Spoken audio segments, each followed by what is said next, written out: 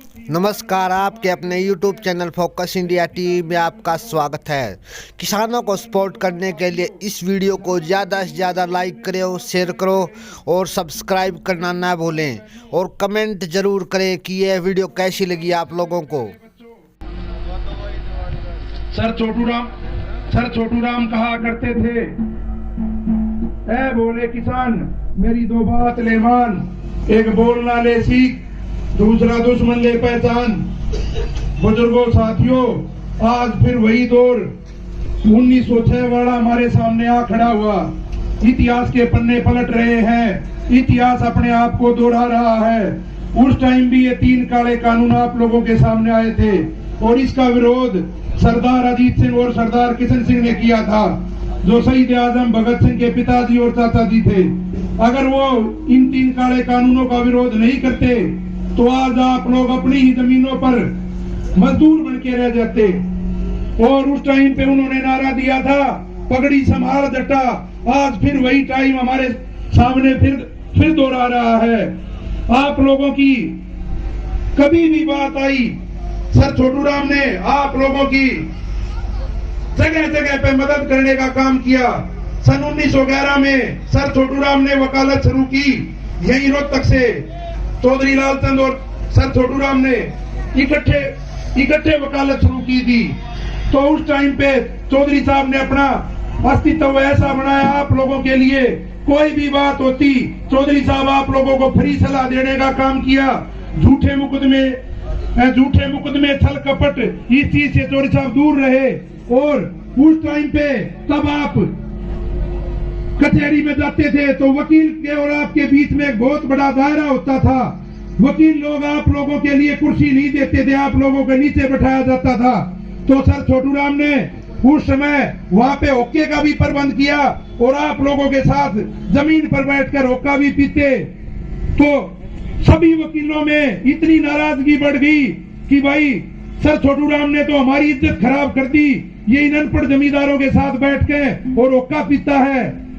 तो सभी वकीलों ने चौधरी साहब की निंदा करनी शुरू कर दी और फिर बाद में उनको कहा, वो नहीं माने तो सभी वकीलों ने रामचंद्र वकील की अगुवाई में कमेटी बनाई और कहा सर छोटू राम को समझाया जाए कि ये जमींदारों के बीच में बैठ के हुक्का पीता है। तो कमेटी ने सर छोटू राम से बात की और रामचंद्र वकील ने कहा, भाई आप लोग गलत कर रहे हो, ये वकीलों का स्टेटस बिल्कुल गिर जाएगा, आप लोग इनके साथ बैठ के हुक्का पीते हो। सर छोटू राम ने कहा, इन में बैठने से मेरे को गर्व होता है, मैं इनका बच्चा हूँ, इनका भाई हूँ, इन में बैठने से मेरे को गर्व महसूस होता है, मेरा स्टैंडर्ड नीचे नहीं जाता बल्कि ऊपर जाता है। हाँ, ये मैं आप लोगों की मान सकता हूँ, मेरी होक्का पीने की आदत है वो गलत है, लेकिन मेरी अपने भाइयों में, अपने चाचा ताऊओं में जो बैठने की आदत है वो अच्छी है।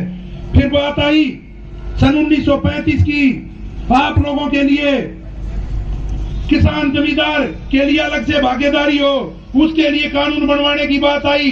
तो सर छोटू राम ने बढ़ चढ़कर आप लोगों की मदद की। बात आई 1942 की, आप लोगों के लिए सर छोटू राम ने भाव बढ़वाने की बात की। अंग्रेजी सरकार के लाख मना करने के बाद भी सर छोटू राम ने जबरदस्ती भाव बढ़वाने का काम किया लॉर्ड वेवेल से मिलकर। और सर छोटू राम ने उनको कहा, आज सारा किसान वर्ग मेरी मानता है, खड़ी फसलों में आग लगवा दूंगा, एक दाना नहीं देंगे। और उसी टाइम अंग्रेजी सरकार के पैर चौड़े हो गए, आप लोगों के लिए भाव बढ़वाने की जो बात थी वो अंग्रेजी सरकार ने मानी। फिर दौर था सन 1945 का, उन्होंने 8 जनवरी सन 1945 को भाखड़ा डैम के लिए आप लोगों के लिए जिसका पानी आज आप लोगों के खेतों की सिंचाई करने का काम करता है। फिर बात आई 1945 की, चौधरी साहब का देहांत हो गया 9 जनवरी। तो उस टाइम पे सर सिकंदर हयात था, वो मुख्यमंत्री होते थे। उन दोनों का एक ऐसा जोड़ा होता था। आज लोग ये हमारे को धर्म के नाम से बांटते हैं, कभी किसी चीज के नाम से बांटते हैं। सर छोटू राम ने उस टाइम पे, जिस टाइम पे सर छोटू राम सुरक्षित हार गए थे, तो सर सिकंदर हयात खान ने गद्दी पे बैठने से मना कर दिया था। उनका वो जोड़ा था। उन्होंने कहा था अब सर छोटूराम नहीं तो मैं क्या करूंगा।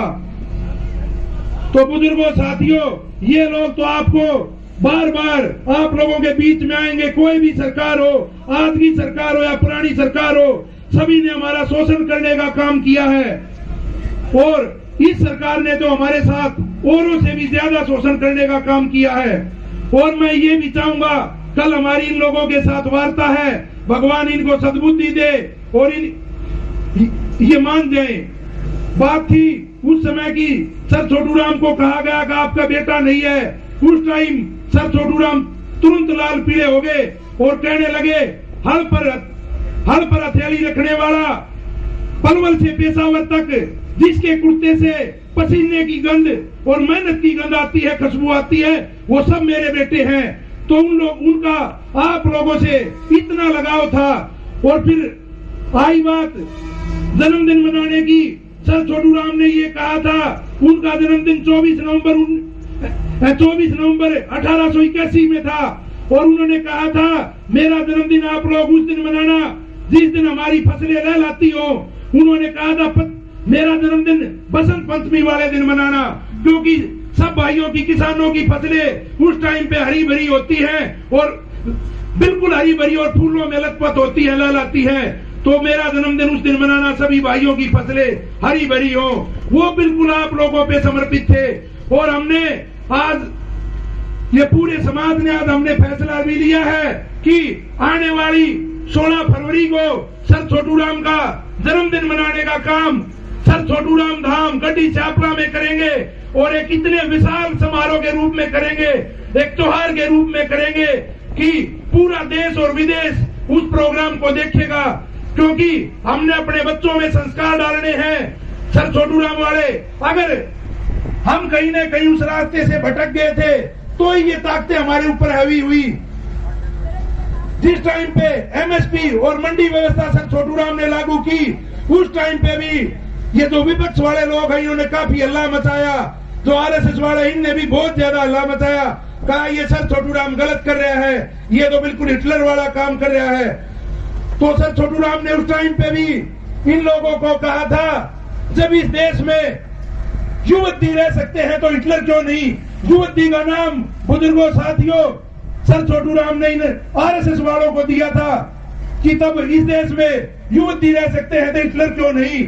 तो उस टाइम पे पंजाब हुआ करता था और पूरे पंजाब में इन लोगों पे बैन किया था।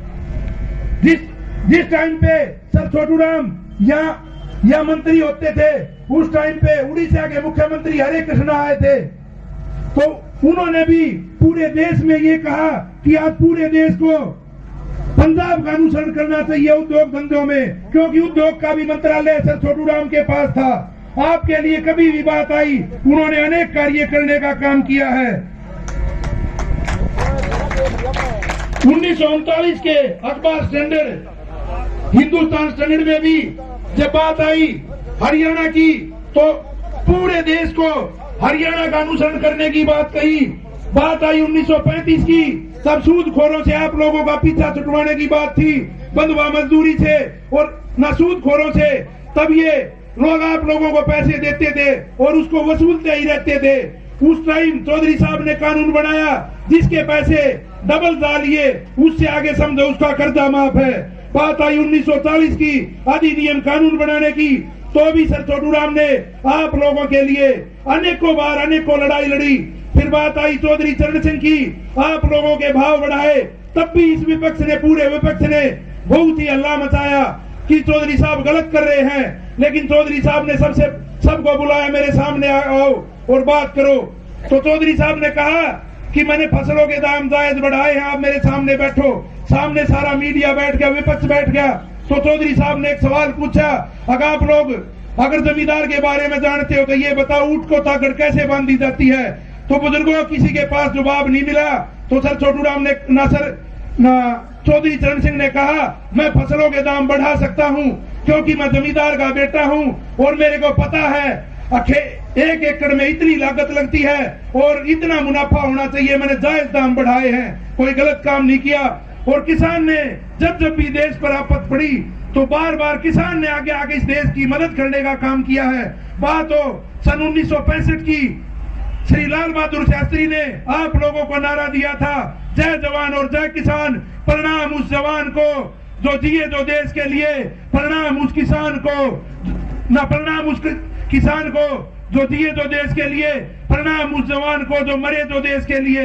आज बुजुर्गों सब उल्टा होने लग रहा है, हमारे किसान भाई मरने लग रहे हैं। जवान तो हमारे पहले से ही शहीद होते आए हैं, लेकिन हमारे किसान भाई भी शहीद होने लग रहे हैं जो इस देश का पेट भरने का काम करते हैं। आप लोग इस देश का पेट भरने का भी काम करते हैं, आप लोगों के बच्चे सीमा पर सुरक्षा करने का भी काम करते हैं। तो आपको देश में एक अन्नदाता के नाम से जाना जाता है और आप लोगों के साथ ये दुर्व्यवहार इस सरकार का ठीक नहीं है। मैं तो ये चाहूंगा, कल हमारी वार्ता है, भगवान इनको कुछ सद्बुद्धि दे और किसान को सम्मानजनक धरनों से उठाने का काम करे। लेकिन अगर ये नहीं माने तो आप लोगों को भी वही ध्यान में रखना है। तब ये कानून 1906 और 7 में आए, सरदार किशन सिंह और सरदार अजीत सिंह ने इनकी अगुवाई की। उस टाइम पे भी आंदोलन 7 से 8 महीने चला था।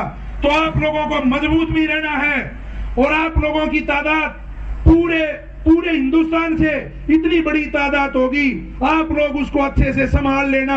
हमारे को अनुशासन में भी रहना है, क्योंकि जो हमारा संविधान है ये बाबा भीमराव अंबेडकर द्वारा बनाया हुआ संविधान, उन लोगों ने बहुत ही जांच परख के और बहुत ही सरल तरीके से उन्होंने हमारा संविधान बनाया था। हम लोग संविधान के दायरे में रहेंगे, क्योंकि ये हमारे खून में ही नहीं है, हमारे महानुभावों ने हमारे को सिखाया है कि संविधान के दायरे में रहना है। चौधरी छोटू राम कहते थे, तब और वर्ग नाराज होते हैं तो कानून तोड़ने की बात करते हैं, तब किसान नाराज होता है तो सरकार की पीठ तोड़ने का काम करता है।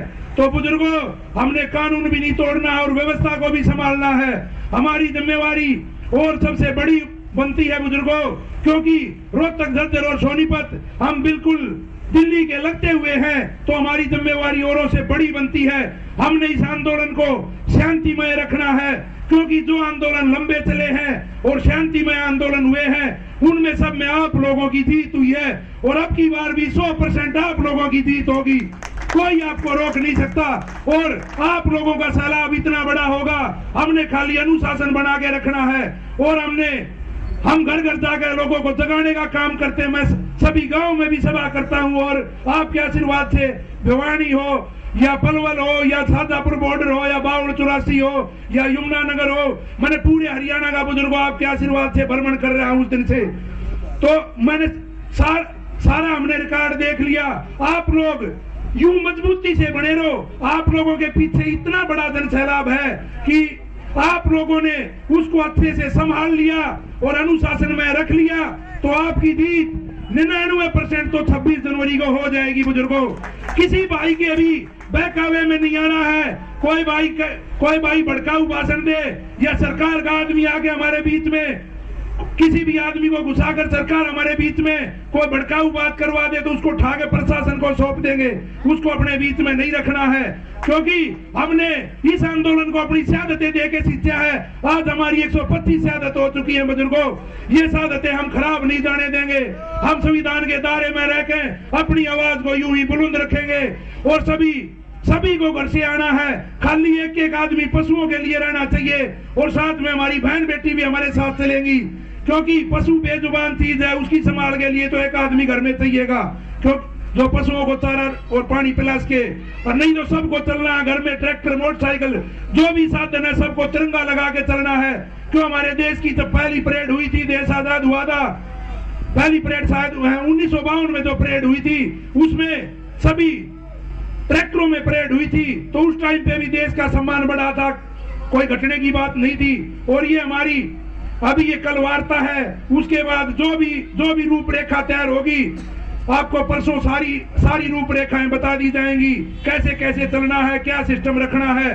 और आपको इस आंदोलन को उग्र नहीं होने देना है, शांति में रखना है और सबको चलना है। सभी हाथ खड़े करके बताओ, सब चलेंगे बुजुर्गों, सबको चलना है। और अब मैं अपनी वाणी को विराम देते हुए, कोई बात गलत निकल गई हो तो आपका बच्चा हूँ, आपका बेटा हूँ, छोटा समझ गए माफ कर देना। और आपसे नारे लगवाना चाहूंगा, नारों की आवाज इतनी तेज होनी चाहिए जो दिल्ली में बैठी गूंगी बारी सरकार के कानों में पड़े। Sir Chhotu Ram, sir Chhotu Ram, sir Chhotu Ram, sir Chhotu Ram, Chaudhary चरण सिंह, चौधरी चरण सिंह, चौधरी चरण सिंह, किसान एकता, किसान एकता, किसान एकता, जय हिंद, राम राम।